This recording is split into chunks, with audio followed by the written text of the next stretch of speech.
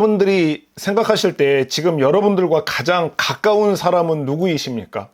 아니면은 여러분들이 생각할 때 나랑 가장 긴밀한, 가장 친밀한 관계를 맺고 있는 사람이 누구라고 혹시 생각을 하십니까? 예, 그쵸? 각자 생각하는 나랑 가장 가까운 사람이 누구인지 아니면은 가장 친밀한 사람이 누구인지를 생각을 해보면은 일반적으로 보면은 부모님이라고 생각하는 사람들도 있기도 하고, 그쵸? 아니면은 결혼을 했으면은 남편이나 아내라고 생각을 하는 사람도 있고, 아니면 형제 지간일 수도 있고, 이렇게 연애를 하면은 사랑하는데 애인이라고 그렇게 생각을 할 수도 있을 것 같아요. 아니면은 베프 이런 친구들 있잖아요. 가장 친한 친구를 가장 내가 가깝게 생각한다, 아니면 가장 나랑 친밀한 관계를 맺고 있다라고 생각을 할 수도 있을 것 같아요. 근데 가장 가깝고 그리고 가장 친밀한 관계라고 내가 생각하는 그런 생각을 하기 위해서는 두 가지 조건이 좀 필요한 것 같아요. 이 두 가지 조건이 충족이 되어야지만 나랑 가장 가깝고 또 나랑 가장 친밀한 관계라고 말할 수 있을 것 같은데, 첫 번째는 어떤 조건이냐면요, 서로가, 한 사람만이 아니라 서로가 서로에 대해서 잘 알아야 되겠죠. 그쵸? 서로에 대해서 모르는데 그냥 아주 편협하게 아주 조금만 알고 있는데 그 사람과 내가 굉장히 가깝다라고 말하기는 어려운 거잖아요.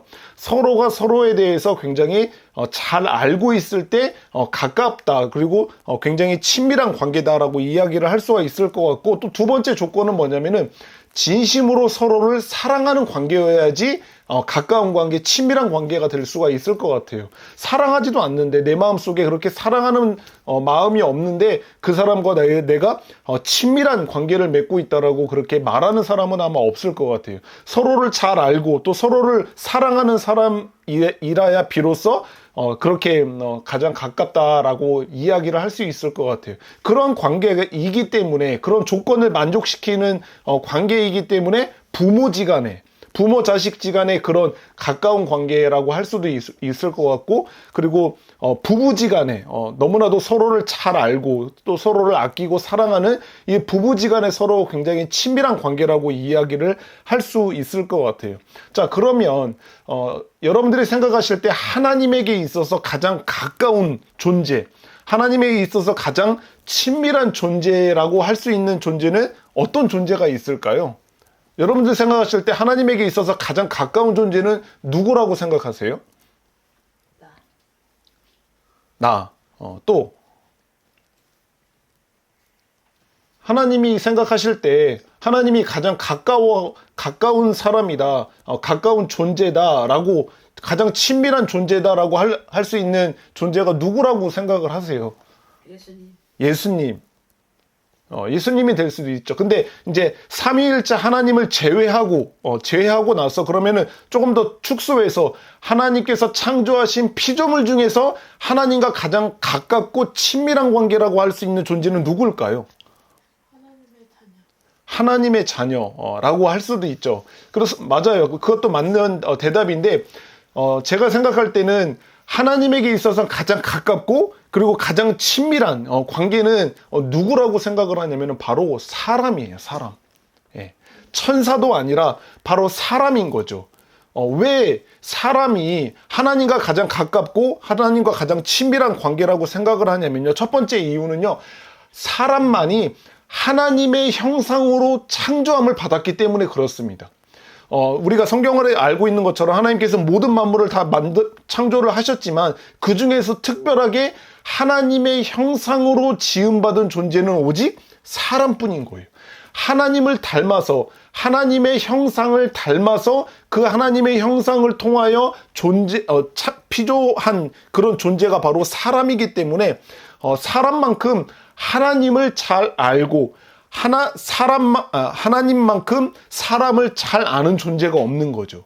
그렇기 때문에 하나님에게 있어서 가장 가깝고 친밀한 관계라고 할 수 있는 게 바로 사람이라고 할 수가 있는 거예요. 그리고 또 무엇 때문에 그러냐면요, 하나님은 사람을 창조하시고 나서 사람에게 복을 주시고, 그거 복을 주신 것만이 아니라 이 세상에 있는 모든 피조물들을 다스리고 통치하고 그것을 정복하라고 하는 명령, 그 권세를 주신 것을 통해서도 하나님께서 가장 가깝게 여기는 존재가 바로 사람이다라고 하는 것을 우리가 이해할 수 있을 것 같습니다. 그럴 뿐만 아니라 하나님과 사람은요, 지금은 많은 경우에 그렇지는 않지만 최초에 하나님께서 창조한 그 사람의 모습을 보면은 하나님과 너무나도 긴밀하게 연결되어 있어서 직접적으로 소통하는 존재였다라고 하는 것을 알 수가 있어요.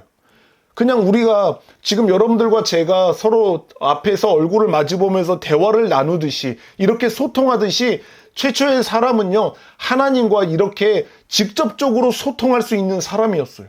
자신을 피조한 자신의 창조주인 그 하나님과 직접적으로 소통했다라고 하는 것을 볼 수가 있는데, 그것을 어디서 볼 수가 있냐면요, 우리가 창세기 2장에 보면은요, 아담과 하와가 그 하나님으로부터 명령을 받는 장면이 나와요. 그 명령을 받는 장면이 나올 때 하나님께서 그 선악을 알게 하는 나무를 먹지 말라라고 명령을 하시잖아요. 그 명령을 하시는 그 본문을 보면은 하나님과 인간이 이렇게 직접적으로 소통하고 있는 관계였다라고 하는 것을 그 본문을 통해서 알 수가 있거든요. 제가 읽어보면 이렇게 하나님이 말씀하세요. 여호와 하나님이 그 사람에게 명하여 이르되, 동산 각종 나무의 열매는 네가 임의로 먹되 선악을 알게 하는 나무의 열매는 먹지 말라. 네가 먹는 날에는 반드시 죽으리라 하시니라 라고 이렇게 이야기를 하면서, 지금 아담과 하와의 사이에 어떤 뭔가 막힘이 있거나 뭔가 중간에 누구를 거쳐서 이야기해야 되거나 굉장히 멀리 있는 듯하게 느껴지지가 않고, 그냥 지금 여러분들과 제가 이야기를 하고 있는 것처럼, 아담아, 네가 이 동산에 있는 모든 것은 다 먹어도 되는데 저기 내가 세워놓은 선악을 알게 하는 나무는 먹으면 안 돼. 그걸 먹으면은 정말로 네가 죽게 될 거야 라고 하는 이런 직접적으로 소통하는 관계였다라고 하는 것을 우리가 충분히 느낄 수 있는 구절이라고 생각합니다. 그것만큼 하나님과 이 사람은 직접적으로 소통하는 그런 굉장히 가깝고 굉장히 친밀한 관계였다라고 볼 수가 있죠. 그런 관계만이 아니라 심지어 사람이, 그 아담이 혼자 있는 게 보기 좋지 않아서 아담에게 무엇을 주셨습니까? 하와인데 결혼할 사람을 짝지어 주시기까지 하셨어요. 여러분들 누군가에게 사람을 소개시켜 줄 때, 애인을 소개시켜 주나 뭐 소개팅을 주선할 때 그 사람과 별로 가깝지 않은 사람에게 소개를 시켜 주나요? 나랑 가깝고 내가 그 사람을 잘 알 때 그 사람을 소개시켜주는 경우가 많지, 모르는 사람을 소개시켜주진 않잖아요. 그렇죠? 그것처럼 하나님께서는요, 아담에게 결혼할 사람을 심지어 만드셔서 그 사람을 보내주시기까지 하는, 짝지어 주시기까지 하는 그런 관계였다라고 하는 것을 볼 수가 있고, 또 아담은요, 하나님 앞에서 벌거벗었어도 부끄러워하는 존재가 아니었어요. 신기하죠? 지금 생각하면은 정말 우리가 생각하면은 너무 부끄럽고 낯뜨거운 이야기인데, 우리가 성경을 알고 있는 것처럼 아담과 하와는요, 자신들이 서로 벗었음에도 불구하고 서로 부끄러워하지를 않았어요. 사람과 사람 사이에도. 그럴 뿐만 아니라 하나님 앞에서 벗었음에도 불구하고 부끄러워했나요? 부끄러워하지 않았나요? 부끄러워하지 않았어요. 그만큼 가깝고 그만큼 친밀한 관계가 바로 하나님과 사람 사이의 관계였다라고 하는 것을 우리가 엿볼 수가 있습니다. 그런데 이렇게 친밀했던 하나님과 사람 사이의 관계, 이렇게 가깝고 이렇게 친밀했던 사람과 하나님과의 관계가 와장창 하고 깨어져 버렸습니다. 성경을 알고 있는 것처럼 그 이유가 무엇이죠? 바로 죄 때문에 그런 겁니다. 바로 죄 때문에. 죄로 인하여 하나님의 형상으로 지음받은 그 인간의 그 하나님의 형상은 심각하게 훼손이 되어져 버렸죠. 그렇죠? 전 인격, 지정이 모든 영역에서 어느 것 하나 오염되지 않고 어느 것 하나 부패하지 않은 상태가 되어버린 게 바로 아담의 사람의 상태가 되어버린 거죠. 그리고 죄로 인하여 하나님께서 주신 그 에덴 동산에서 어떻게 되었죠? 죄로 인해서 어떻게 되었어요? 쫓겨났어요. 하나님께서 머물러 주신 그 아름답고 복된 동산에서부터 하나님의 손에 의해서 쫓겨남을 당하는 존재가 되어져 버린 거예요. 가깝고 친밀한 관계였으면 그렇게 했겠습니까? 그 죄로 인해서 하나님과 인간의 사이의 관계가 깨어져 버리니까 하나님께서 그 동산에서부터 쫓아내버리는 그런 일들이 벌어지게 되었고, 또 죄로 인해서 하나님의 음성을 듣고 하나님과 직접적으로 소통했던 그 사람은 이제부터 하나님의 음성을 두려워하는 존재가 되었어요. 아담아 네가 어디 있느냐라고 하는 그 찾으시는 하나님의 음성을 듣자 아담은 그 음성이 이제는 친밀하게 느껴지는 게 아니라 두려워지게 되었던 거죠. 그래서 하나님의 낯을 피해서 숨어버리는 존재가 되어버리는 거예요. 이전에는 그렇지 않았잖아요. 그 범죄하기 전에는 하나님께서 말씀하시면 얼마든지 하나님께 응답하고 하나님과 이야기를 하고 하나님과 소통하고 하나님을 예배하는 존재였는데, 이제는 하나님의 음성이 들리자 두려움이 엄습하는 거죠. 어떻게 해서든지 하나님의 낯을, 그 얼굴을 피해서 숨어버리는 관계가 되어져 버린 겁니다. 그리고 죄로 인하여 자신들이 벌거벗었음을 보고 서로 부끄러워하기 시작을 했어요. 이전에는 부끄러움이 없었어요. 어느 것 하나 꺼리낌이 없었어요. 그런데 죄를 지음으로 말미암아 선악을 알게 되자, 그 눈이 뜨여지게 되자 이제 자신들이 벌거벗었음을 부끄러워하고 나뭇잎으로 자신들의 몸을 가리기 시작하는 관계가 되어버렸죠. 그럴 뿐만 아니라 하나님도 하나님에게 있어서 자신이 벌거벗었음을 부끄러워 여긴 그런 존재가 되어버린 거죠. 그래서 하나님께서 무엇으로 옷을 입혀주셨죠? 아니죠. 하나님께서 무엇으로 사람에게 옷을 입혀주셨어요? 가죽으로 된 옷을 입혀주신 것을 볼 수가 있잖아요. 그만큼 죄로 인해서 하나님과 사람 사이에 가깝고 친밀했던 관계가 모두 다 어그러져 버린 거예요. 모두 다 깨어져 버린 거예요. 하나님의 영상도 깨어져 버렸지, 하나님 앞에서 부끄러워하고 두려워하는 존재가 되었고, 그럴 뿐만 아니라 하나님께서 머물러 하신 그 에덴 동산에서는 쫓겨나갔고, 이제는 어떻게 해서든지 하나님의 음성을 피하고 하나님의 얼굴을 피하는, 가장 가까웠던 존재가 가장 먼 존재로 바뀌어져 버리게 된 거예요. 가장 긴밀하고 가장 친근했던 존재가 가장 두려워하고 가장 무서운 존재로 바뀌어져 버린 거예요. 그것이 무엇으로 인해서 이렇게 됐다? 죄로 인해서 그렇게 되었다라고 하는 것이죠.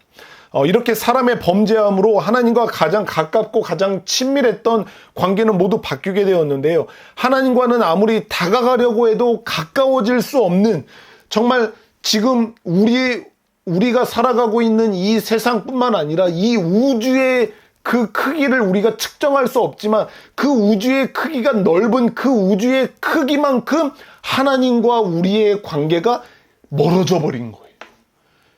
너무나도 가까웠잖아요. 너무나도 친밀했잖아요. 서로를 잘 알았을 뿐만 아니라 서로를 그렇게 진심으로 사랑했던 관계였던 하나님과 사람과의 관계가 이 우주의 넓이만큼 멀어져 버리게 되는 그 일들이 벌어지게 된 겁니다. 하나님만을 가장 사랑했던 그들은 하나님을 저주하는 존재가 되었어요. 하나님께 반역하는 그런 범죄자가 되어져 버린 겁니다. 하나님 곁에서 가장 가까이 있었던 이 사람은요, 이제 하나님 곁에서 가장 멀리 떨어진 존재가 되어져 버린 것입니다. 아담과 하와는요, 그냥 사람이 아니었죠. 전 인류 중에 가장 첫 번째 사람이기도 했지만, 이 아담과 하와는 전 인류의 대표자이기도 했던 존재가 바로 아담과 하와인데, 이 아담의 타락으로 멀어진 하나님과 우리의 관계는요, 아담 이후에 태어난 모든 사람에게도 그대로 이어지게 되어져 버린 거예요. 그쵸? 아담과 하와가 범죄함으로 인해서 아담과 하와의 관계와 하나님과의 관계가 멀어져 버렸잖아요. 완전히 다 관계가 깨어져 버렸잖아요. 그런데 그 이후에 태어난 모든 사람과 하나님의 관계도 이렇게 멀어져 버리고 깨어진 채 태어나게 된 거죠. 그래서 아담과 하와 이후에 태어난 이 모든 사람들은요, 아주 오래된 고대 시대에서부터 그리고 지금까지, 지금 살아가고 있는 이 시대까지 이 멀어진 하나님과의 관계를 회복하려고 하는, 다시 이것을 회복하려고 하는 시도를 한 번도 이 전 인류가 멈춘 적이 없어요. 예, 본능적으로 우리는 하나님의 형상으로 하나님과 사랑하는 관계로 지음을 받은 존재였는데, 이것이 죄로 인해서 깨어져 버리고 멀어져 버린 이 상태에 있는 사람들은요, 본능적으로 이 하나님과의 깨어진 관계를 회복하려고 하고, 본능적으로 이 잃어버린 하나님의 그 자리에 무엇인가를 채워넣으려고 하는 그 시도를 멈추지 않았던 거예요. 예. 그래서 우리는 이것을 전 인류에게 공통적으로 발견되는 종교성 또는 종교심이라고 이야기를 하는 거예요. 인류가 살았던 모든 시대에 지금까지 우리가 인류의 역사를 발견하고 그것을 연구하고 그것을 확인한 그 시대에 있는 모든 전 인류 중에서 단 한 번도 없었던 게 없는 게 뭐냐면 바로 종교예요. 사람은요, 아주 오래전의 사람부터 해서 지금까지 어떤 나라, 어떤 민족, 어떤 언어를 썼던 어떤 공동체이든지 간에 그 사람들은 언제든지 신을 찾았고 또 어떤 신을 예배했고 그 신과 가까워지려고 하는 시도를 계속해서 했다라고 하는 것을 우리가 역사를 통해서 발견하게 되는 거예요. 사람들은 계속해서 하나님을 잃어버렸어요. 하나님과의 관계자가 깨어져 버렸단 말이에요. 그런데 본능적으로 이것을 회복하려고 하는 시도를 계속해서 하는 거예요. 예. 그래서 어떤 신을 찾고 어떤 신을 예배하고 또 어떤 신과 계속 가까워지려고 하는 멀어진 관계였는데, 이것을 어떻게 해서든지 그 신과 가까워지려고 하는 시도를 계속해서 하고 있다라고 하는 말입니다. 아주 오래전부터 사람들은 신을 찾아 나섰어요. 그리고 그 신과 더욱 가까이 가려고 하는 방법을 찾아 시도를 했다라고 하는 거죠. 그 위대한 종교 개혁자가 그런 이야기를 했거든요. 지금 저기 있는 사창가에서 여자를 찾아서 두리번거리고 있는, 헤매고 있는 저 남자는 지금 여자를 찾는 게 아니다. 저 사창가에서 여자를 찾는 저 남자는 지금 무엇을 찾고 있냐면은 하나님을 찾고 있다라고 하는 말을 하기도 했거든요. 이 사람이 지금 그 하나님이 없는 그 공허한 마음, 하나님을 잃어버린 그 공허한 마음을 채우려고 하는 시도를 하나님을 찾는 게 아니라 그 사창가에 있는 여자를 찾아서 그 공허한 마음을 채우려고 하는 시도를 하고 있다라고 하는 이 모습을 보면서 그렇게 표현을 한 거예요. 이것은 지금도 마찬가지예요. 수많은 사람들이 다른 우상들을 만들고 그 우상들을 예배하고 그 신을 섬기는 이런 모습을 하는 것들이 다 마찬가지로 하나님의 형상으로 지음받은 인간이었고 그 하나님과 사랑의 관계를 맺었는데 그 하나님과 가깝고 친밀했던 관계가 멀어지고 깨어져 버리고 다 어긋나 버린 그것으로 인한 공허함, 그것을 채우려고 하는 시도를 계속 그런 모습으로 하는 거예요. 또 어떻습니까? 누군가는 돈으로 만족을 얻어서 그 공허함을 채우려고 하는 거죠. 누군가는 섹스로, 누군가는 권력으로, 누군가는 쇼핑으로, 누군가는 재미로, 그 하나님이 없는 자리를 계속해서 채우고 메우려고 하는 시도를 계속해서 하는 거예요. 예. 그 사람들이 왜 거기에 그렇게 몰두하는지 아십니까? 왜 그 사람들이 계속해서 그것을 찾아가는지 아십니까? 나방이 자기가 죽을 것을 알면서도 밝게 빛나는 불구덩이 속으로 들어가는 이유가 무엇인지 아십니까? 하나님이 없는 그 공허함이 너무 큰 거예요. 그것을 찾고 그것을 만족시키려고 그것을 찾아가면 죽는 것을 알면서도 계속해서 그것을 하는 거예요. 저도 TV를 가끔 돌리다가 보면 홈쇼핑을 이렇게 보게 되거든요. 그 홈쇼핑을 보게 되면은 뭔가 나한테 필요한 것 같고 뭔가 굉장히 싼 것 같고 그죠? 뭔가 그럴싸하게 느껴질 때가 있어요. 그래서 그것을 하나 둘씩 주문을 하게 되잖아요. 만약에 그러면은 쇼핑을 하게 되면은 내 마음이 어떻습니까? 기분이 좋아져요. 그죠? 그것을 반복하면은 홈쇼핑 중독이 되는 거예요. 쇼핑 중독이 되는 거죠. 쇼핑을 하면은 여러분들도 쇼핑을 해봐서 알잖아요. 쇼핑을 하면은 마음이 굉장히 기쁘고 행복해요. 기쁘고 행복하잖아요. 그게 비록 잠깐이긴 해도 그 쇼핑을 할 때 누리는 그 기쁨과 만족이 있기 때문에 그것을 계속 하는 거예요. 예. 그리고 쇼핑을 안 하면 어때요? 불안해, 우울해, 행복하지 않아. 그러니까 자꾸 쇼핑을 하는 거예요. 이것도 사고 저것도 사고. 그러면은 내 마음이 안정되고 편안하고 행복해요. 기뻐요. 웃음이 난단 말이에요. 사실 그 공허함, 그 우울함, 이것이 다 하나님을 향해 가야 되는 마음인데 그 하나님을 향해 가지 않은 사람들의 마음 속에 있는 그 공허함을 채우기 위해서 그 쇼핑을 하는 거예요. 그 음란물을 계속해서 찾아 나서는 거예요. 계속해서, TV, 그 예능 프로그램을 계속 찾아서 보는 거예요. 그것을 볼 때는 내 마음이 뭔가 충만해지고 가득 채워지는 것 같거든요. 그것처럼 전 인류가 이 깨어진 하나님의 관계로 인한 그 공허함과 그 헛헛함을 채우기 위해서 계속해서 시도를 하는 거예요.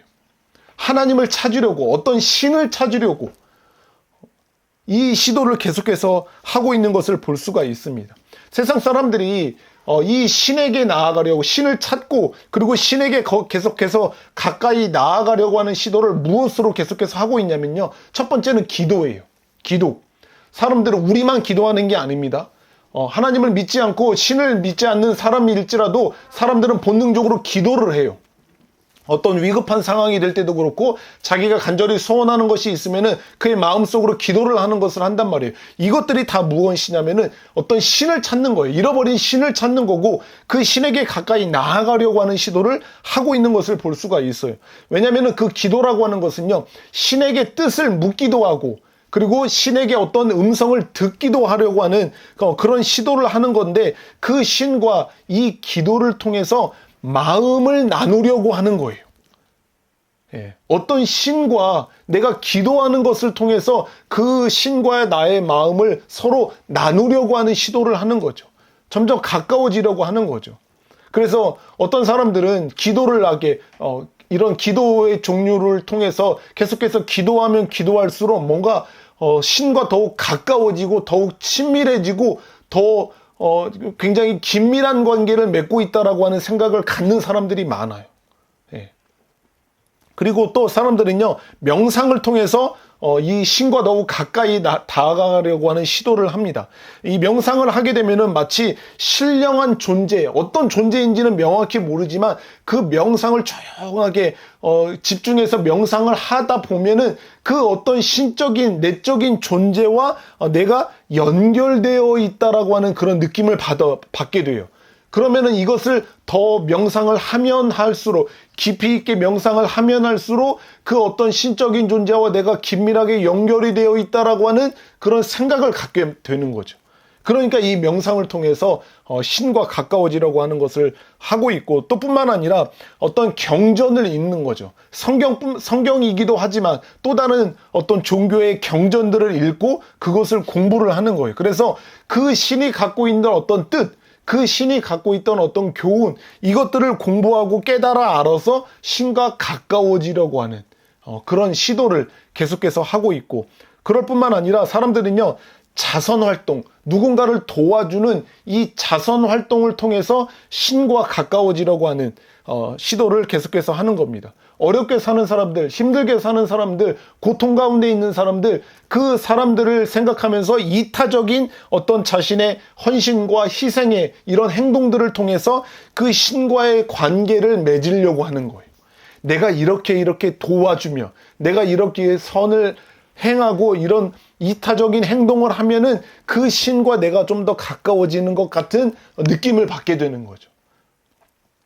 그리고 의식에 참여하는 거예요. 어떤 의식, 그 종교의 의식을 참여함을 통해서 신과와 가까워지려고 하는 건데, 특정한 종교가 가지고 있는 그런 의식들이 다 있잖아요. 우리 기독교 안에서는 이런 예배라고 하는 종교 의식이 있고, 그리고 어떤 불교에서는 어떤 법회 뭐 이런 것들도 있고, 다양하게 미사를 참여하거나 아니면은 이슬람 같은 경우에는 어떤 기도 시간을 갖는다거나 이런 종교적 의식에 참여하면서 그 종교적 의식을 행함을 통해서 그 안에서 신과의 유대감을 형성하는 거예요. 예. 깊이 있게 그 예배에 참여하면 참여할수록 신과 내가 마치 가까운 관계에 있는 것처럼 그런 유대감을 형성하는 거죠.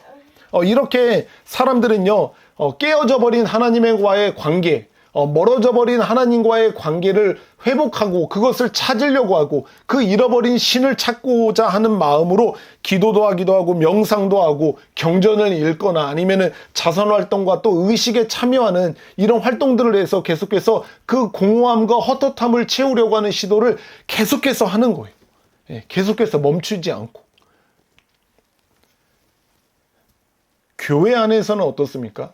우리가 알고 있는 것처럼 교회를 다니는 사람들 안에도 진정으로 거듭난 사람이 있고, 그리고 진정으로 거듭나지 못한 사람들이 있기도 하잖아요.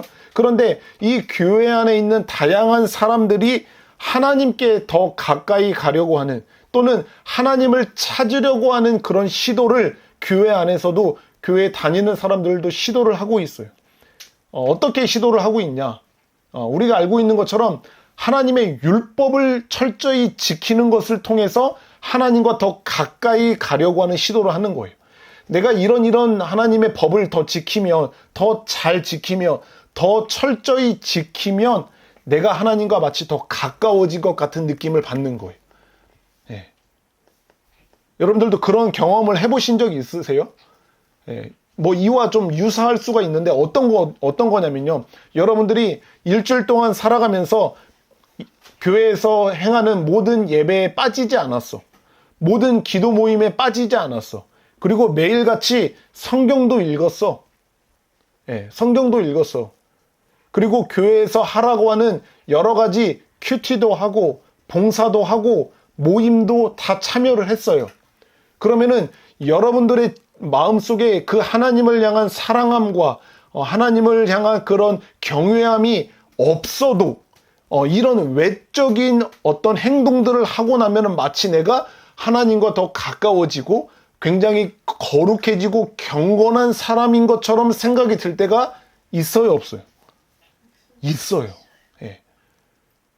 내 마음은 지금 막 뭔가 더 메마르고 좀 그런 상태임에도 불구하고, 상태가 좋지 않음에도 불구하고 이런 외적인 행동들을 하면 할수록 더 뭔가 거룩해지는 것 같고 더 경건함을 느끼는 것 같고 하나님과 더 가깝게 느껴지게 되는 그런 생각을 하게 될 때가 있는 거죠. 그래서 교회 안에 있는 사람들도 이렇게 율법을 지킴을 통해서 내가 이렇게 율법을 잘 지켜야 하나님과 더 가까이 갈 수가 있어 라고 하는 생각을 가질 뿐만 아니라 선을 행하는 거예요. 예, 교회 안에 있는 사람들을 도와주기도 하고 바깥에 있는 사람들을 도와주기도 하고 여기에 기부도 하고 저기에 기부도 하고 하면서 사람들을 도와주는 이런 선을 행하는 거예요. 그 선을 행함을 통해서 하나님과 더 가까워지려고 하는 이런 생각을 갖는 거죠. 내가 이렇게 했잖아요. 내가 이런 사람을 도와줬잖아요. 하나님, 내가 어떤 것을 하신지 하나님은 잘 아시잖아요. 그것을 통해서 내가 하나님과 더 가깝게 느껴지는 이런 생각을 갖기도 하는 거죠. 뿐만 아니라 자신의 공로를 쌓는 거예요. 예, 자신의 공로. 선을 행하는 것과 마찬가지인데, 내가 교회에게 이런 것도 했고, 내가 교회 다니는 사람들에게 이런 일도 했고, 내가 이런 사역을 이루기도 했고, 내가 이런 열매를 맺기도 했어요. 이렇게 하면서 자신이 행한 일을 통해서 어떤 공로를 만들어냈고, 그 공로를 자꾸 쌓아놓는 거죠. 그것을 쌓으면 쌓을수록 하나님은 나를 사랑하시고 하나님과 나와는 더 가까워진 것 같은 그런 생각을 갖게 되기도 해요. 또 어떤 사람들은 아주 쉬운 방법이죠. 돈으로 해요. 돈으로. 하나님, 내가 매주마다 하나님께 얼마나 헌금을 드리는지 하나님은 아시잖아요. 내가 일주일이면 하나님 앞에 매일같이 빠지지 않고 100만 원씩 헌금을 한단 말이에요. 그리고 가끔씩 한 달에 한 번씩이지만 11조를 하면 하나님 앞에 얼마나 많은 돈을 드리는지 아시죠? 내가 하나님을 위해서 얼마나 돈을 많이 쓰고 있는지 아시죠? 교회에 이 일을 하고 저 일을 하고 교회에서 무슨 모임을 하면은 이렇게 저렇게 내가 얼마나 많은 돈을 내고 있는지 아시죠? 그러니까 마치 하나님이 나를 사랑하는 것 같고 하나님과 내가 굉장히 긴밀한 관계를 맺고 있는 것처럼, 아니 그것을 맺고 그렇게 가까운 관계를 맺고 싶어 하는 마음으로 돈을 쓰는 거예요. 마치 그 돈을 쓰지 않으면은 내가 하나님과 나와의 하나님 관계가 마치 많이 멀어질 것만 같은 생각을 하게 되는 거예요. 여러분들 그럴 때 없으세요? 저는 돈을 쓸 때 그런 걸 잘 느껴요. 내가 이렇게 돈을 이만큼 썼으면, 내가 돈을 이만큼 냈으면 그러니까 하나님이 나를 알아주시겠지라고 하는 이런 마음. 안 드시나요, 여러분들은? 제가 지금 여러 가지를 이야기를 드린 부분 중에서 율법을 지키고 그리고 많은 선을 행하거나 자신의 공로를 쌓거나 아니면 돈을 통해서 하나님과 더 가까워진 시도를 하는 것은요, 우리가 정상적인 그리스도인의 삶을 살아가면서 반드시 다 행해야만 하는 일이죠. 그렇습니까? 안 그렇습니까? 율법을 지켜야 되잖아요. 많은 선을 우리는 행해야 되잖아요. 많은 사람들 도와줘야 되잖아요. 이기적인 삶이 아니라 이타적인 삶을 살아야 되잖아요. 그리고 우리는 많은 사역들을 해서 많은 열매들을 또한 맺어내야 되고, 그리고 우리는 헌금도 해야 되고 11조해야 되고 감사헌금도 해야 되고 많은 사람들에게 우리의 물질을 사용을 해야 되잖아요. 이건 다 해야 되잖아요. 그런데 마치 마음 없이 진실된 마음 없이 내 마음 안에 있는 이 공허함과 헛헛함, 내 마음 안에 있는 뻥 뚫려버린 이 공허함을 채우려고 하는 마음을 가지고 이 모든 시도를 할 수 있게 된다고 하는 거예요. 그것을 통해서 이 공허한 마음, 이 우울한 마음을 회복시키려고 하는 시도를 하게 된다고 하는 거예요. 그렇게 하면 안 된다라고 하는 거예요. 아셨죠? 네. 지금 내 마음이 뭔가 하나님과 관계가 멀어진 것 같아. 하나님을 찾아도, 하나님을 불러도 하나님이 나와 멀리 있는 것 같고, 기도도 잘 안 돼. 예배를 해도 그냥 메마른 예배를 드리고 있는 것을 자기가 잘 알아. 이렇게 되기가 싫으니까 이런 것을 회복하고 싶어하는 마음으로 하나님의 율법을 지키고 교회에 봉사를 하고 자신의 물질을 사용하고 어떤 섬김과 사역들을 행하게 돼. 그러면 일시적으로 좋아져. 회복되어지는 것 같아요. 그런데 어느 순간 다시금 더 큰 공허함이 우리의 마음을 엄습하죠. 그런 일들 하다가 조금이라도 마음이 상하고 시험 드는 일을 경험해봐요. 그러면 이전보다도 더 큰 허무함이 내 마음 안에 몰려와서 더 깊은 바닥으로 떨어지게 되는 것을 경험하게 된다라고 하는 거예요.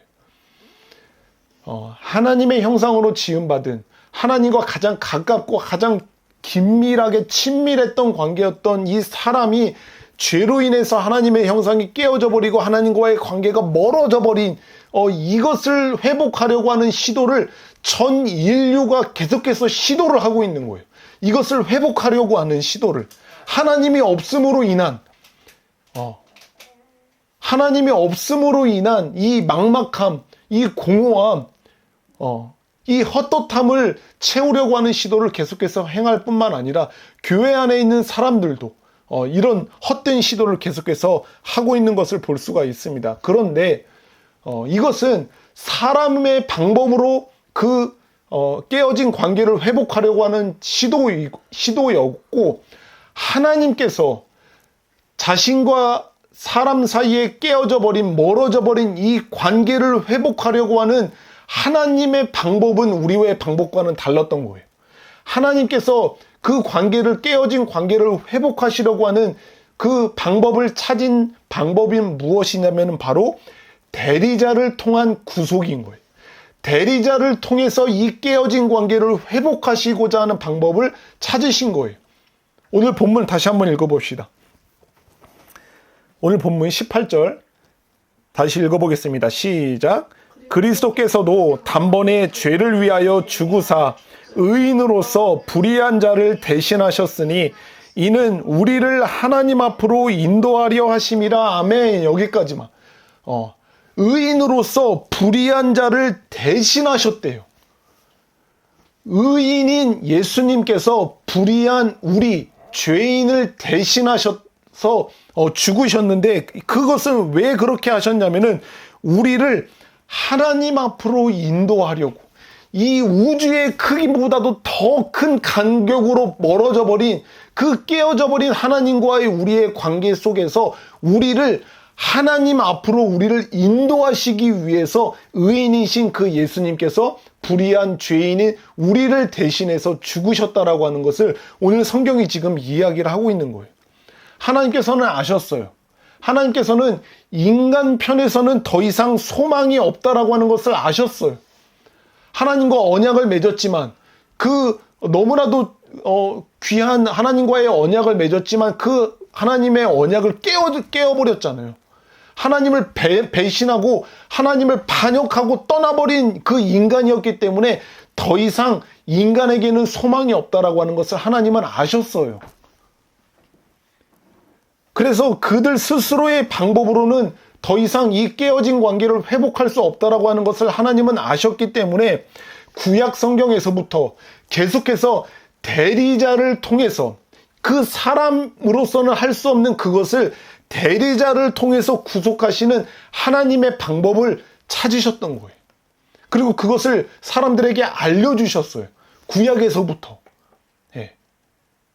예수 그리스도를 보내셔서 십자가를 통해서 우리의 죄를 대속하시는 그것으로 우리에게 알려주기 시작하신 게 아니라 구약에서부터 계속해서 대리자를 통한 이 관계의 회복, 대리자를 통한 죄의 구속, 이것을 계속해서 우리들에게 알려주셨는데, 여러분들이 잘 아는 사건이기도 해요. 아브라함이 그 하나님의 약속으로 얻은 야곱, 그 아들인 야곱을 하나님께서 나에게 바치라, 제물로 바치라고 명령하셨죠. 그래서 아브라함이 그 사랑하는 아들을 이끌고 산으로 가잖아요. 제사를 드릴, 번제를 드릴 그 나무를 같이 가지고, 이삭이죠. 야곱이 아니라. 이삭을 이끌고 동행해서 데리고 가는 거예요. 그래서 산에 올라가서 이삭을 묻고 하나님의 명령대로 하나님께 제물로, 그 번제물로 드리려고 그 이삭을 칼로 찔러 죽이려고 할 때 어떤 일이 벌어졌죠? 멈추라 라고 하는 하나님의 음성이 들리고, 또 그 이후에 무슨 일이 벌어졌죠? 창세기 22장 13절 같이 읽을게요. 시작. 아브라함이 눈을 들어 살펴본즉 한 순양이 뒤에 있는데 뿔이 수풀에 걸려 있는지라. 아브라함이 가서 그 순양을 가져다가 아들을 대신하여 번제로 드렸더라. 아멘. 하나님이 하시는 일이에요, 여러분들. 하나님이 지금 이삭을 제물로 바쳐 하나님께 번제물로 바치라고 하는 그 말씀을 하셨지만, 거기에 순종해서 그 이삭을 바치려고 하는 그 아브라함의 믿음을 보시고 멈춰라 라고 하시면서 그 뒤에 지금 하나님이 준비하신 제물이 있었던 거예요. 순양이 하필 그 뒤에 뿔이 나무에 걸려갖고 거기에 있었던 거예요. 그래서 그 이삭을 대신해서 그 순양을 제물로 바쳤던 거예요. 성경에는 그렇게 직접적으로 표현되어 있지는 않지만, 이 순양이 나무에 뿔이 걸린 사건이 우연히 일어난 일이라고 생각하십니까? 절대로 우연히 일어난 일이 아니에요. 이 순양은요, 아주 적절한 때에 준비하고 있어서 그 아브라함이 이삭을 잡아 죽이려고 하는 그 순간에 하나님의 음성을 듣고 그제서야 비로소 자신의 뿔을 아마 그 수풀에 쑤셔 박았을 거예요. 예. 하나님이 준비한 거죠. 대신해서 이삭을 대신해서 자신의 제물로 바쳐질 것이기 때문에 하나님이 그 순양을 미리 준비하신 거예요. 예. 마치 그 요나 선지자가 바다에 빠져서 그 물고기가 그 요나 선지자를 집어 삼켰던 것처럼 그게 우연히 된 일이었겠습니까? 예? 아니요. 여호와 이레의 하나님이세요. 하나님은 미리 준비해 놓으시는 하나님이신 거죠. 여기서 지금 순양을 미리 준비를 해 놓으시는 거예요. 대신 제물로 바칠 그 순양을 제물로 준비를 시켜 놓은 것을 볼 수가 있어요. 그럴 뿐만 아니라 레위기 16장에 보면은요, 하나님 앞에 속죄일이 있고 대속죄일이 있어요. 그런데 그 1년에 한 번 있는 이 대속죄일에 하나님 앞에 제물을 드릴 때는 그 성소에는 시간이 길어질 수 있지만 그래도 설명을 해야 돼요. 성막이 있었죠, 여러분들. 성막이 있었죠. 하나님을 제사하는 성막이 있었잖아요. 그 성막 속에는 성소와 지성소가 있었죠. 제사장이 들어가서 하나님께 제물을 드리는 성소와 지성소가 있었잖아요. 그런데 이 성소에는 그런 제사장들이 드나들 수가 있었어요. 이렇게 수시로. 그런데 그 속에 있는 지성소만큼은 1년에 단 한 번만 그 대제사장만이 들어갈 수가 있었어요. 예, 거룩한 하나님의 그 법궤가 있는 그곳에는요, 오직 대제사장만이 들어갈 수가 있었는데, 이 대속죄일에는 이 하나님께 드릴 제물을 가지고 이 대제사장이 하나님께 제물을 드렸거든요. 그런데 그때 어떤 일을 행했냐면요, 이 대속죄일에 아론 제사장은요, 2마리의 염소를 준비를 해요. 예? 하나님께 드릴 2마리의 염소를 준비를 하고 그 2마리의 염소의 머리 위에 손을 얹고 안수를 해요. 이 안수를 하는 의미는 뭐냐면요, 그 성경의 표현대로 이스라엘 자손의 모든 불의와 그들이 범한 모든 죄를 이들에게 전가시키는 거예요. 이 염소의 머리에 안수를 하는 것은 이스라엘이 지은 모든 불의와 범죄를 이 두 염소에게 전가시키는 거예요. 떠넘기는 거죠, 대신해서. 그리고 한 마리의 염소는 거기서 잡고, 그리고 한 마리의 염소는 사람이 이끌어 가서 그 메마르고 척박한 광야로 내보내요. 이 일을 했어요. 예, 머리에 이스라엘이 지은 모든 죄를 전가시킨 그 염소를 한 마리는 잡아 죽여서 제물로 바치고 한 마리는 그 광야로 그냥 내보내는 거예요. 그 광야로 내보내진 그 염소는 어떻게 될 거라고 예상이 되세요? 예, 거의 100% 죽게 되는 거예요. 그런데 그 죽음으로 내모는 이유가 무엇이냐면요, 그것은 바로 이스라엘 사람들의 지은 죄를 대신해서 그를 죽음으로 내모는 것을 그렇게 표현하는 거예요. 이런 것들을 보면은요, 하나님께서는 구약에서부터 계속해서 대리자를 통한 관계의 회복, 대리자를 통한 그 죄의 구속함을 계속해서 이런 모양으로 계속해서 보여주시는 거예요. 여러 가지 우리가 제사들이 있잖아요. 예?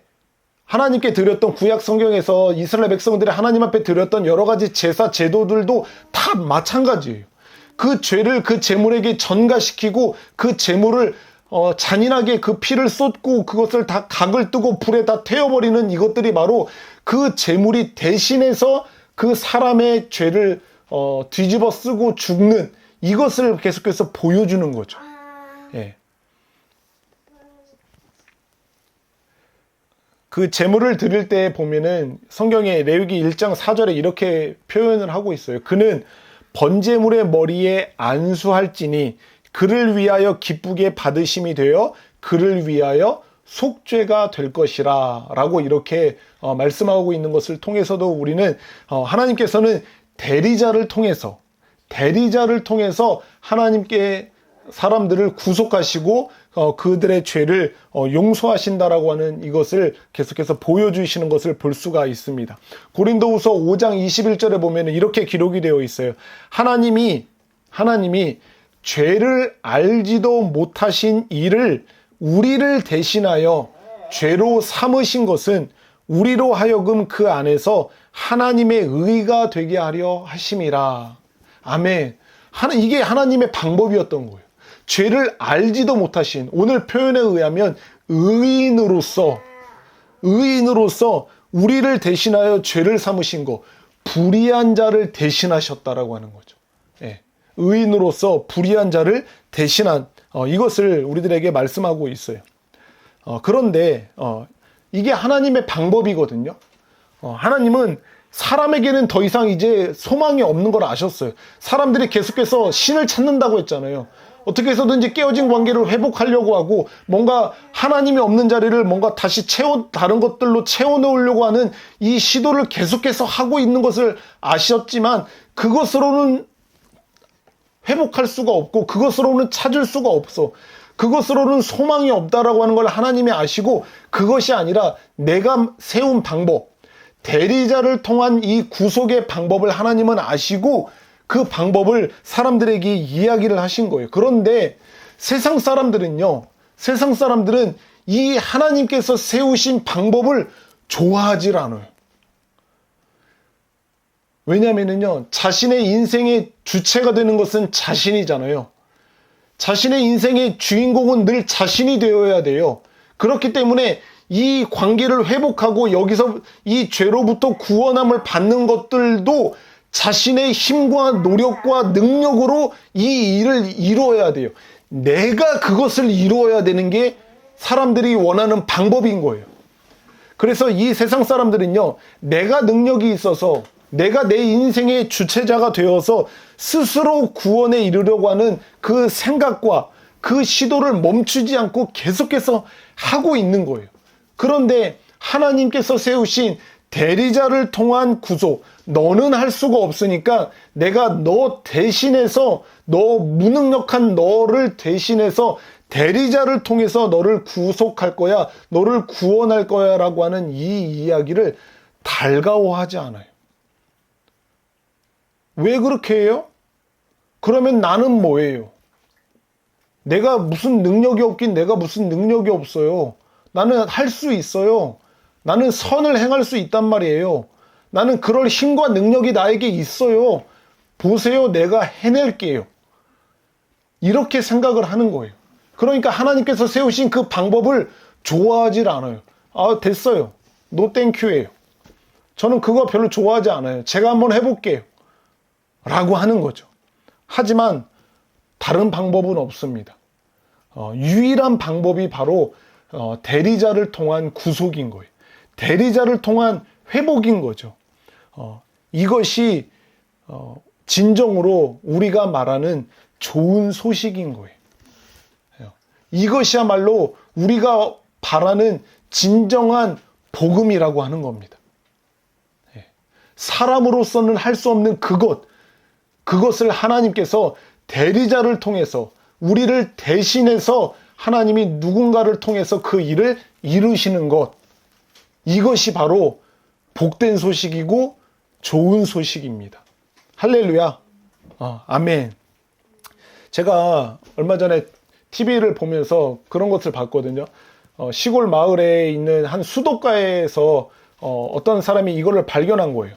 어떤 수많은 개미들이 그 수도가에 있는 어떤 작은 그 음식물인지 뭐 과자 부스러기인지 그 작은 요만한 거를 수많은 개미들이 그것을 둘러싸서 그것을 조금씩 옮기고 있는 거예요.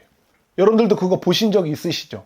그죠? 개미가 그 과자 부스러기 같은 거를 다 둘러싸갖고 그것을 같이 힘을 모아서 조금씩 이렇게 옮기고 있는 거예요. 이것을 한참 막 대견해 하면서 뿌듯해 하면서 신기해 하면서 그것을 한참 보고 구경을 하는 거죠. 그러다가 조금 있다가 자신이 이제 일을 해야 되는데 그 개미들이 거기 그러고 있으니까 일을 할 수가 없어서 이러다가는 밥을 못 먹겠다 생각하고 그 작은 과자 부스러기를 그 개미들이 옮기고 있는 과자 부스러기를 이렇게 들어서 저만치 그들이 이렇게 행렬을 지어서 가는 것을 보고 저만치 옮겨준 거예요. 예, 옮겨준 거죠. 개미들은 그 우리가 생각하기엔 그 짧은 거리를 옮기려고 함에 있어서는 엄청난 힘과 노력과 시간이 필요했겠죠. 그런데 이 사람은 그냥 아무렇지도 않게 그것을 대신해서 그것을 옮겨주는 것을 볼 수가 있잖아요. 마치 이것처럼요. 사람은 인류가 시작됐을 때부터 지금까지 앞으로 마지막 날이 되는 그 시간까지 계속해서 하나님과 깨어져 버린, 죄로 인해서 하나님과 깨어져 버린 그 관계의 회복을 위해서 수많은 시도를 계속해서 멈추지 않고 할 거예요. 그런데 그것으로는 할 수가 없는 거예요. 아무리 노력해도, 아무리 애를 쓰고, 아무리 시간을 많이 들여도 그거를 할 수가 없어요. 그런데 하나님께서 단번에 그 전 인류가 할 수 없었던 그것을 대리자를 통해서 단번에 이루신 거예요. 예. 누구를 통해? 우리 주 예수 그리스도를 통해서 그 관계를 회복하신 것을 볼 수가 있는 것입니다. 사랑하는 여러분, 예수님께서는요, 불의한 자를 대신하여 십자가를 지시고 우리들의 죄를 대속하기 위해서 위대한 사역을 행하셨어요. 그 위대한 사역의 가장 첫 번째가 뭐냐면 바로 사람이 되어주신 거예요. 사람이 되어주신 거죠. 불의한 자를 대신하여 죽으시고 하나님 앞으로 우리를 인도하시기 위해서 하나님이신 그분이 사람이 되어 오신 것입니다. 오늘 다윗의 동네에 너희를 위하여 구주가 나셨으니 곧 그리스도 주시니라. 우리를 위하여, 우리를 대신하여 그 일을 행하신 거라고 하는 거죠. 그리고 우리가 알고 있는 것처럼 빌립보서 2장에도 보면은 그는 근본 하나님과 본체시나 하나님과 동등됨을 취할 것으로 여기지 아니하시고 오히려 자기를 낮추셔서 사람의 모양으로 나타나사 사람과 같이 되셨으니 라고 하시는 거예요. 하나님과 본질인 하나님과 동등됨을 취할 수 있는 분이심에도 불구하고 낮아지셔서 사람이 되어주신 거예요. 그것은 왜 그러셨습니까?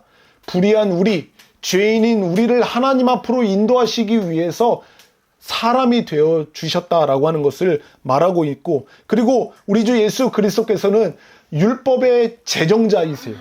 그 법을 제정하시고 그 법을 우리들에게 수여해 주시는, 이 법을 지키라고 명령하시는 그 분이심에도 불구하고 우리 주 예수 그리스도께서는 율법 아래 거하시고 그 율법을 철저하게 지키시는 삶을 사신 것을 알 수가 있습니다. 이것은 왜 그렇게 하셨냐면 바로 불의한 자 우리를 구속하고 우리를 하나님 앞으로 인도하기 위해서 그 일을 하셨다라고 하는 것을 볼 수가 있죠. 그리스도는 모든 믿는 자에게 의를 이루기 위하여 율법의 마침이 되셨느니라 라고 이렇게 말씀하고 있는 거예요. 할렐루야. 우리 주 예수 그리스도께서는 우리를 대신하여서 하나님의 완전한 율법을 다 이루신 것을 볼 수가 있죠. 그럴 뿐만 아니라 우리 불의한 자를 대신하여서 우리를 하나님 앞으로 인도하시기 위해서 우리 주 예수 그리스도께서는 십자가를 지셨습니다. 그리고 십자가에서 못 박히셨고 그리고 십자가에서 죽으셨다라고 하는 거예요. 이것은 구약에서부터도 계속해서 우리에게 알려주셨던 대리자를 통해서 회복하려고 하는 하나님의 방법을 완벽하게 성취하신 그림인 거예요. 희생제물로, 하나님의 희생제물, 하나님의 어린 양으로서 십자가에서 못 박아 죽으시는 거죠. 그런데 사실 그 십자가에는 누가 달려야 했던 겁니까? 그 십자가에는 원래 누가 죽어야 했던 겁니까? 그 십자가에서 누가 고통당해야 했던 겁니까? 바로 여러분들이죠. 바로 제가 십자가에서 못 박혀 고통당하고 십자가에서 못 박혀 죽어야 했던 우리였는데 예수 그리스도께서 우리를 대신해서 우리의 고통과 우리의 아픔을 대신해서 예수님께서 십자가에서 못 박히시고 죽으시게 되었던 겁니다. 에베소서 5장 2절에 보면은 그리스도께서 너희를 사랑하신 것 같이 너희도 서로 사랑 가운데 행하라. 그는 우리를 위하여 자신을 버리사 향기로운 제물과 희생 제물로 하나님께 드리셨느니라 라고 이렇게 이야기를 하고 있어요. 세례 요한에게 세례를 받기 위해 나오시는 그 예수님의 모습을 보고 세례 요한이 이렇게 이야기하죠. 이튿날 요한이 예수께서 자기에게 나오심을 보고 이르되 보라 세상 죄를 지고 가는 하나님의 어린 양이로다. 하나님의 방법을 이루시는 거죠. 우리가 할 수 없는 그것을 대신해서 예수 그리스도라고 하는 이 대리자를 통해서 하나님께서 그 관계를 회복하시는 거예요. 우리 한번 성경 하나 찾아볼까요? 같이 이사야서 한번 찾아봅시다. 이사야서 53장을 한번 찾아보세요. 이사야 53장.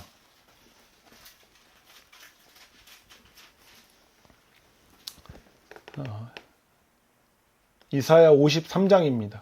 이게 이사야 선지자를 통하여서 우리 주 예수 그리스도의 그 죽으심을 예언한 말씀입니다.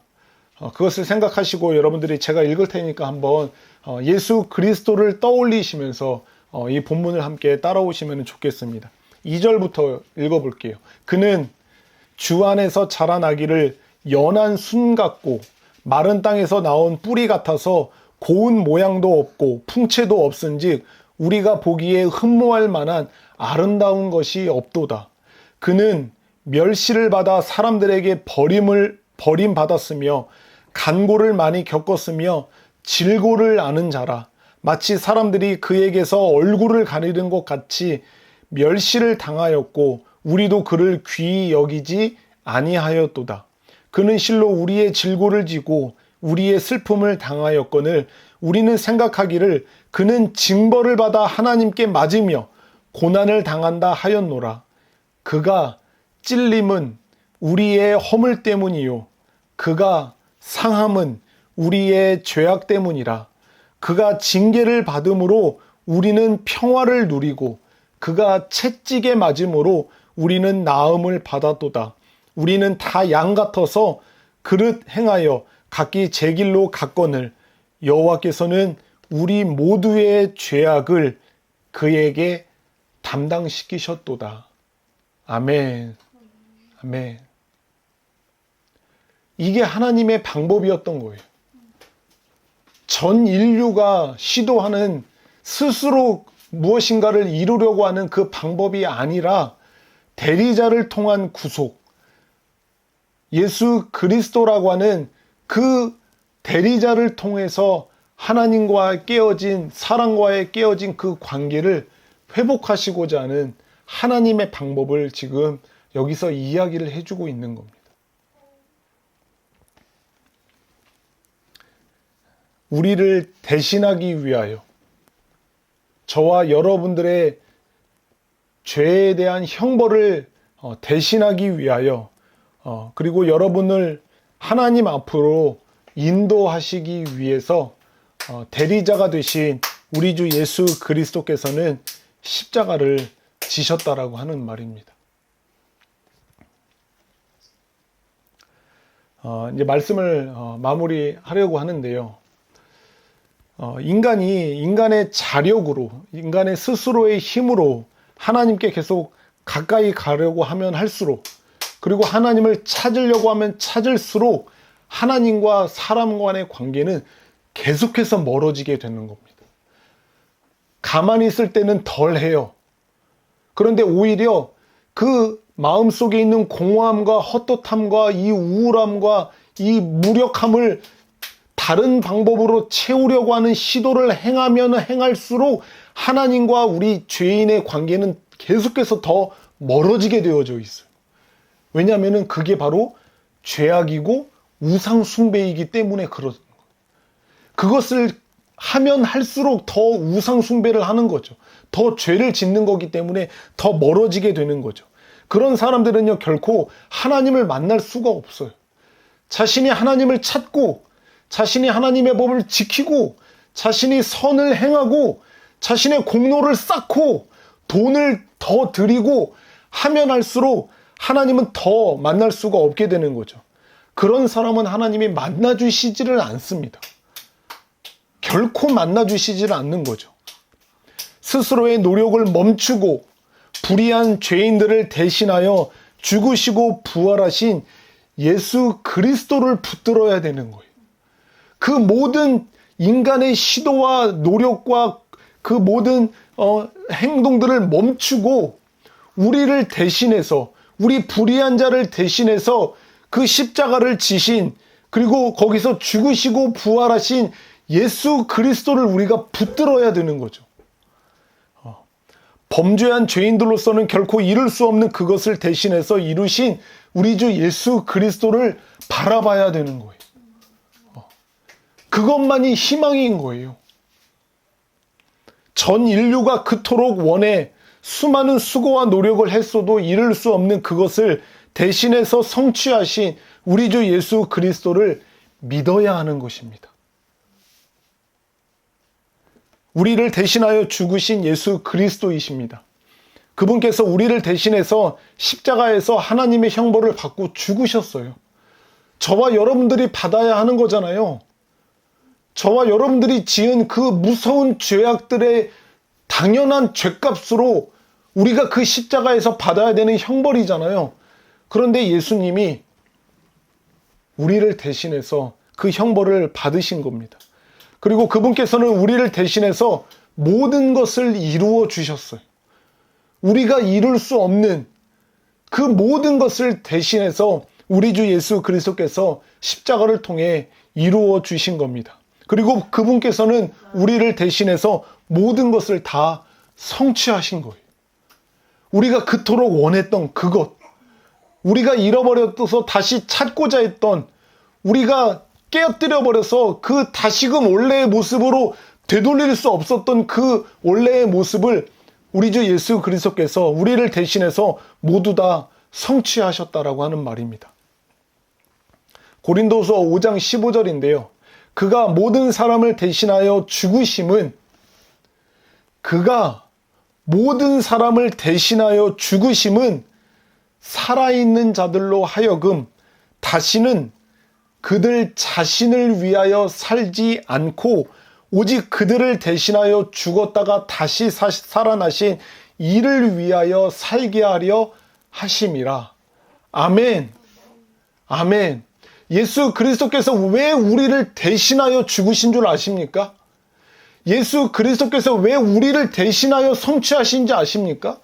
왜 예수 그리스도께서 우리를 대신하여 십자가를 통하여 그 모든 것을 다 이루신 줄 아십니까? 더 이상 나를 위하여 살지 않고 나를 대신하여 십자가에서 죽으시고 부활하신 그 예수 그리스도를 위해서 살게 하시기 위해서 우리를 대신하셨다라고 하는 말씀을 여기서 하고 있는 겁니다. 할렐루야. 저와 여러분들이 그런 삶을 살아야 되는 거예요. 지금 왜 살아가고 계십니까? 지금 무엇을 바라보고 살아가고 계십니까? 지금 왜 예배를 드리고 계시는 거예요? 오늘 고린도후서 4장에서는 이야기를 하는 거예요. 우리 주 예수 그리스도, 우리를 대신하여, 나와 같은 죄인을 대신하여 죽으시고 부활하신 그 나의 구원자 되신 예수 그리스도를 위해서 살아가게 하시기 위해서, 우리는 그것을 위해서 살아가야 하는 거예요. 이전에도 그랬고, 그리고 지금도 그렇고, 앞으로도 그렇습니다.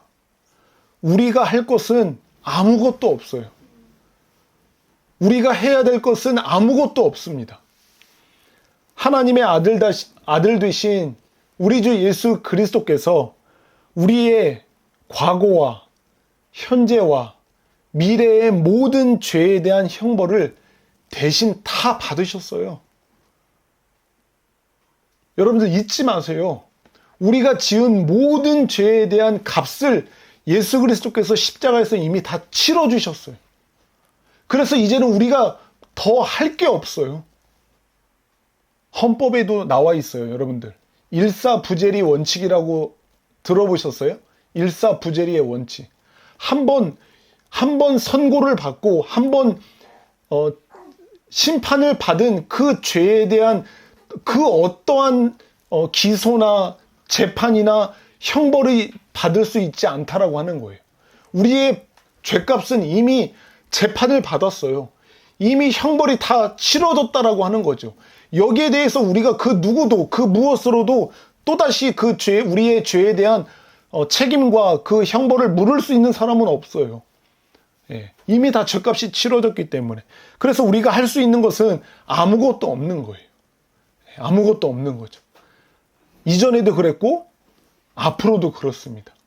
우리가 할 것은 무엇이냐면은 우리 주 예수 그리스도께서 우리를 대신하여 우리의 모든 죄의 값을 받고 십자가에서 죽으시고 부활하셨다라고 하는 이 사실을 우리들의 마음속에 믿고 받아들이게 될 때 그제서야 비로소 우리에게 구원이 임하게 되는 거예요. 구원이 임하게 되는 거죠. 할렐루야. 저와 여러분들이 우리를 대신해서 십자가에 죽으신 우리 주 예수 그리스도를 통하여 영원한 생명을 얻었고 죄사함을 받았다라고 하는 사실을 기억하셨으면 좋겠고, 여러분들의 삶을 통해서 우리 주 예수 그리스도께서 우리 말고 지금 저기 세상 바깥에서 하나님을 찾으려고 하는 그 시도를 하고 있는 사람들, 하나님이 없어 그 공허함을, 그 헛된 우상을 섬기며 그것을 채우려고 하는 시도를 하고 있는 그 사람들을 향해서 그것으로는 할 수 없다. 그것으로는 이룰 수 없다. 너희들은 오직 너희를 대신하여 죽으신 예수 그리스도를 믿는 것, 이거 하나면 된다 라고 하면서 우리 주 예수 그리스도의 아름다운 이 복된 소식을 전하며 살아가는 여러분들의 삶이 되셨으면 좋겠습니다. 이거를 전하면 되는 거예요, 여러분. 이게 복음이잖아요. 이게 복음이잖아요. 이것으로 말미암아 저와 여러분들이 살아났고 이 영생을 얻은 자들로서 우리가 지금 하나님을 예배하고 있잖아요. 우리가 누구에게 복음을 전할 때 무엇을 전할지 모르겠습니까? 아니에요. 당신을 위해서, 당신을 대신해서 예수님이 십자가에서 죽으셨습니다. 예수 그리스도를 믿기만 하면 그 십자가에서 이루신 모든 의가 여러분의 것이 됩니다. 당신의 것이 됩니다. 라고 그렇게 우리가 이 아름다운 복음을 전하면 되는 거예요. 예.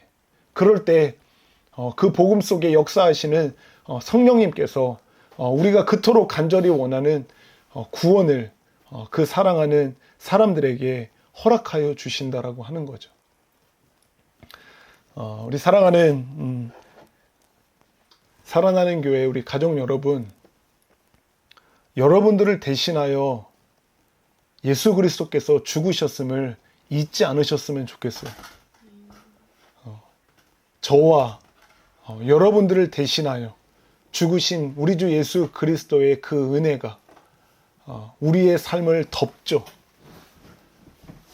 그 어떠한 고통과 어떤 시련과 어떤 고난 가운데 있더라도 그 모든 것을 다 덮어내는 우리를 대신한 우리 주 예수 그리스도의 십자가의 은혜가 있음을 기억하고 여전히 우리들의 행복과 우리들의 쾌락과 우리들의 만족을 위해서 살려고 하는 이 안에 이 꿈틀거리는 그 죄의 세력들을 죽여내고 나를 대신하여 십자가를 지시고 죽으시고 부활하신 나의 주님, 나의 구원자, 나와 가장 가깝고 나와 가장 친밀하고 내가 가장 사랑하는 우리 주님을 위해서 살아가는 그런 복된 인생을 살아가는 우리 모두가 되기를 예수 그리스도의 이름으로 축원합니다. 아멘.